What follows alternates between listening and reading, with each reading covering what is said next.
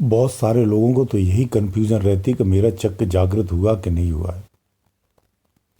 ये इसलिए होता है कि उनकी जो स्थिति है वो उत्तम नहीं है।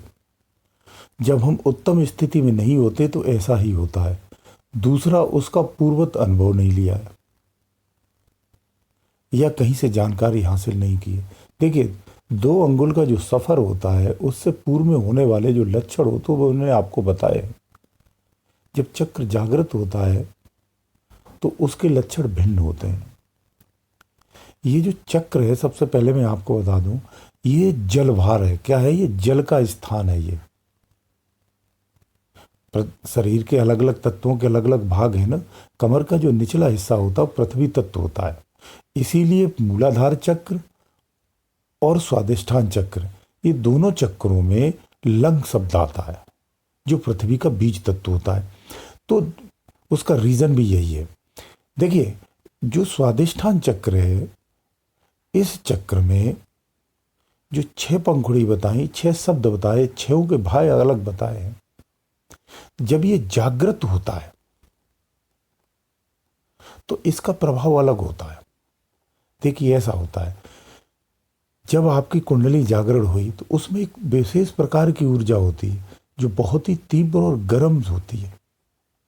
वो जब ऊर्जा स्वादिष्ठान चक्र पे आती है तो वहां भी तो हल्का गर्म और जलन की महसूस करती है ना, वहां भी तो हरकत करती है। वो जब ऊर्जा उस जगह आती है ना, तो आपके जितने भी विचार हैं, विचारों का अथाह भंडार है। ये हमारे भावों का ये भंडार है। यह ब्रह्म रूपी जो शक्ति है वो पूर्ण रूप से विकास करती है यहीं से, और अपनी समस्त विद्याओं के साथ अवतरित है। मां सरस्वती का भी यहां पूर्ण प्रभाव है। तो उस प्रभाव को जो जगा लेता है, कुछ लोग होते हैं जो लोलुपता से साधना करते हैं, जैसे संसारिक भाव से साधना करते हैं, उन्हें सिद्धियां ही करनी है। वो पदार्थ के लिए कार्य कर रहे हैं, समाज में मान सम्मान के लिए साधना कर रहे हैं। तो ऐसे लालची कपटी लोग भी होते हैं। वो जैसे सरस्वती की सिद्धि कर लो तो उसकी वाणी सिद्ध हो जाती है। तो मैं इन सब चीज़ों पर नहीं जाता हूँ। हमें परमात्मा की प्राप्ति करनी, उस मार्ग पर चलना है। मैं चाहूँ तो आपको युक्तियाँ बता सकता हूँ, सिद्धि भी कर सकते हैं आप, लेकिन मेरा उद्देश्य नहीं है किसी समाज को भटकाना, इससे भ्रमित करना। हमें परमात्मा की प्राप्ति करना, आपके मुक्त के मार्ग को प्रशस्त करना है। आपको इन रिद्धियों और सिद्धियों में नहीं उजलना है। ये समाज के मान सम्मान और इन सब प्रतिष्ठाओं के लिए अपने आप को बर्बाद मत करिए। इसलिए मैं युक्तियां जानकर भी मैं नहीं बताता हूं। जब उस मार्ग पर नहीं जाना, और ना ही मैं किसी को कभी सलाह देता हूं। आपको इन सब चीजों से बचना चाहिए।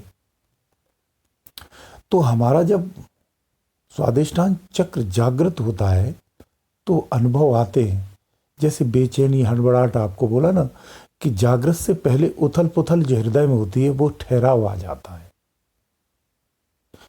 जब संतुलित जागरण होता है तब क्योंकि 2 तरह से जागरण होता है, एक असंतुलित होता है, एक संतुलित होता है। तो जब हमारा संतुलित जागरण होता है ना, तो हमारा काम, क्रोध, लोभ, मोह, ये सारे शांत हो जाते हैं। काम तो नाश ही हो जाता, काम इच्छाएं मर जाती हैं।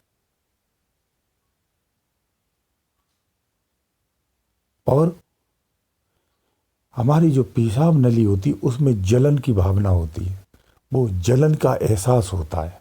उसका रीजन बता दूं, ये ऊर्जा जब नीचे से ऊपर आती है तो इसमें बहुत विशेष प्रकार का तेज होता है। वो अपने तेज से उस स्थान को सुखा देती है। तो कभी कभी ये भी होता है, बहुत से साधकों के अनुभव हैं जो हमें बताते हैं कि जो पानी वो कितना भी पी लें उन्हें पेशाब ही नहीं आती है।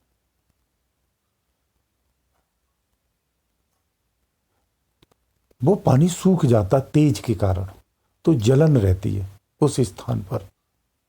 ऐसा भी अनुभव होता है। बेचैनी आपको निश्चित रूप से रहेगी। हाँ, एक चीज आपको संतुलित, अगर आपका जागरण है तो यहां निडरता आ जाती। क्योंकि मानव के विकास का प्रथम स्थान यही है।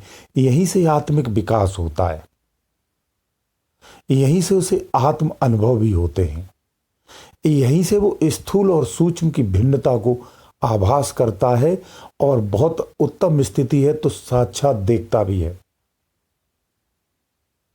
ये स्थितियों पे भी डिपेंड करता है किसकी कितनी स्थिति है। उत्तम स्थिति है तो उसे सब कुछ अनुभव मिलेंगे, अगर उत्तम स्थिति नहीं है तो कुछ अनुभव मिलते हैं।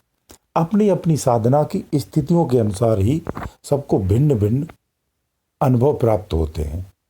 इसलिए आप कंफ्यूज मत होइए कि ये अनुभव आता है तो मुझे ये नहीं मिला, मैंने वहाँ सीखा था कि ये अनुभव बताया तो मुझे तो मिला नहीं। ऐसा इन चीज़ों में कभी कंफ्यूज नहीं होना।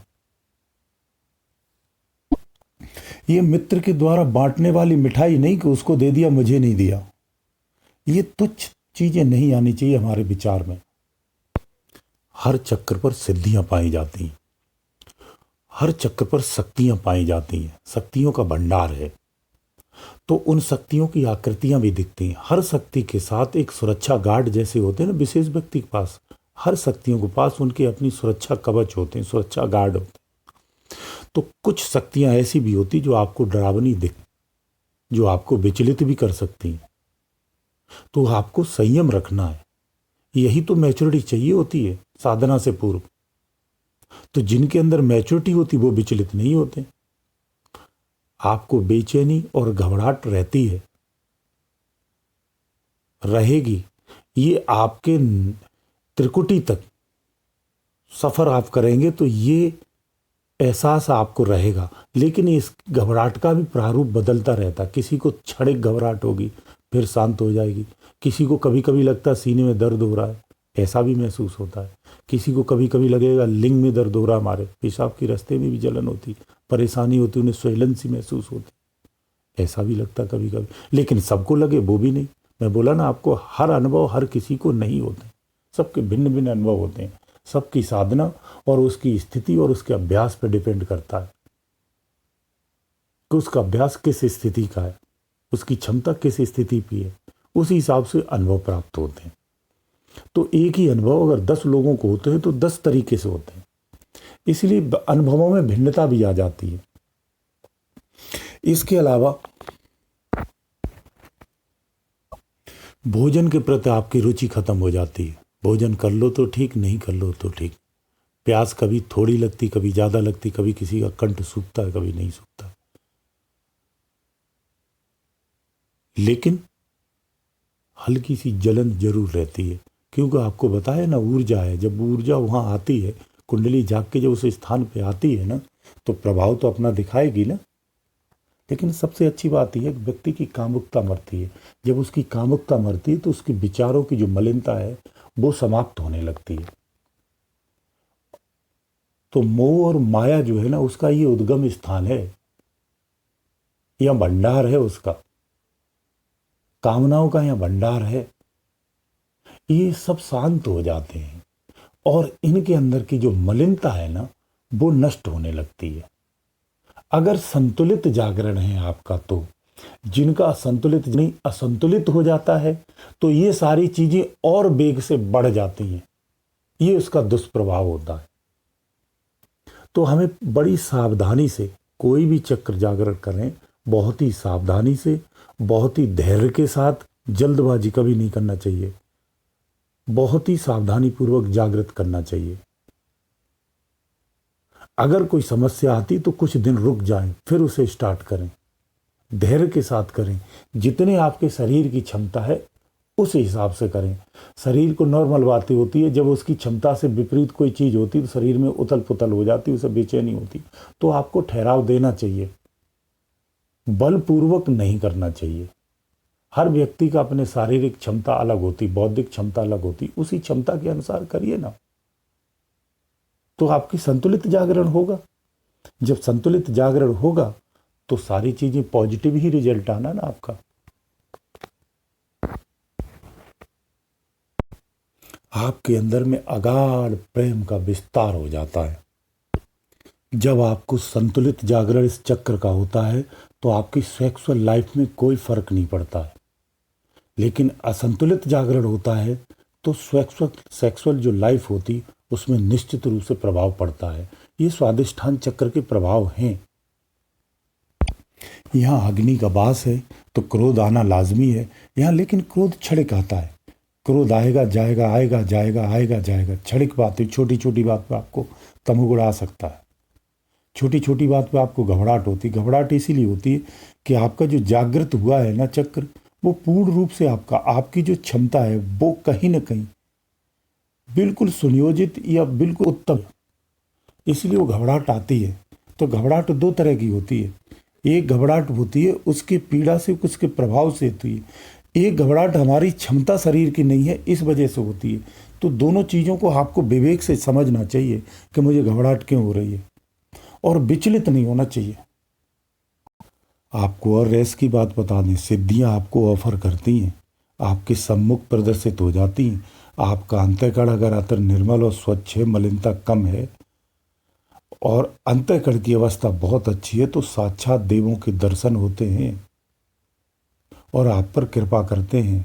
आप उन्हें चाहें तो उनकी सेवा लेकर के आप संसार में पॉपुलर हो सकते हैं। ये अवस्थाएं होती हैं। तो लेकिन हमें इन सब चीज़ों को नहीं लेना है। अगर दर्शन होते हैं तो नतमस्तक होकर के दर्शन करिए और कृपा मांगिए और आगे बढ़िए। वो अपनी सेवाएं देने की बात करें तो आपको सेवाएं नहीं लेनी। यहाँ स्वतः से सिद्धियां मिलती हैं। लोग मेहनत कर करके करते हैं, कितना तप करते, जप करते, बैठे रहते हैं। तो हमें इनमें नहीं फंसना है, क्योंकि ये शरीर का सफ़र है, ये शरीर के अंदर का सफ़र है। अभी तो हमें शरीर के बाहर निकल के सफ़र करना है, बहुत लंबा सफ़र है। तो हमें अगर शरीर के अंदर इन्हीं रिद्धियों सिद्धियों में फंसना है तो हम जन्म मृत्यु से फुर्सत नहीं होंगे। हम जन्म मृत्यु में ही रहेंगे और ऐसी मृत्यु मरेंगे कि आगे चल के इन सिद्धियों को जो काम लेते हैं ना, वो दंडित भी होते हैं। क्योंकि जब आपके पास सिद्धि होगी तो आपके पास निश्चित रूप से कोई ना कोई अपराध तो होता है। जब वो अपराध होते हैं ना, उनका दंड भी मिलता है। इसलिए सिद्धियों का कभी भी उपयोग नहीं करना चाहिए। जो मुक्त के मार्ग पे चलते, जिन्हें परमात्मा की प्राप्ति करनी है, उन साधकों को इन सिद्धियों का कोई उपयोग नहीं होता। उनके लिए सारी महत्वहीन होती हैं। हाँ, एक चीज़ और बता दूं आपको, जैसे भोजन की बात होती है तो इसमें संतुलित भोजन करना चाहिए, हल्का भोजन करना चाहिए। फलों में कहूँ तो पपीते का ज़्यादा इस्तेमाल करना चाहिए, ये आपको बहुत पौष्टिकता देगा। बाकी सामान्य भोजन करिए आप, हार्ड भोजन नहीं करना चाहिए। और अपनी बाड़ी को, जो आपकी प्रखरता बढ़ेगी, बाड़ी खुलेगी, उस बाड़ी को संयमित रखें। क्योंकि जब बाड़ी शुरू में खुलती है तो बहुत बोलती है, तो उसे रोक के रखना। उससे गलतियां होती हैं, अपराध होते हैं। धीरे धीरे अभ्यास के साथ फिर उसे संयम के साथ ओपन करें तो ज़्यादा उत्तम होगा। अपने समस्त अनुभवों को गुप्त रखें, इनको संसार में बोले नहीं, बताए नहीं।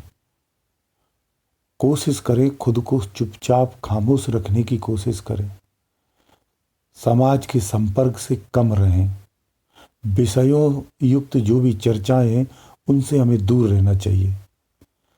विषय युक्त चर्चाएं, विषय युक्त संगत, विषय युक्त दृश्य, इनसे हमें परहेज करना चाहिए। जहाँ तक हो सके उतना करना चाहिए, ये बहुत ज़रूरी होता है। अगर आप चक्र को जागृत कर रहे हो और आपके चित्त संसार में भी है, आपकी बत्ती वहाँ भी लगा रखी है, आप अंदर का भी कार्य कर रहे, दोनों एक साथ अगर करेंगे तो आप भ्रमित हो जाएंगे और आप फायदे की जगह आप नुकसान भी उठा सकते हैं। इसीलिए जब साधक करें तो हम पूर्ण से एक साधक होना चाहिए।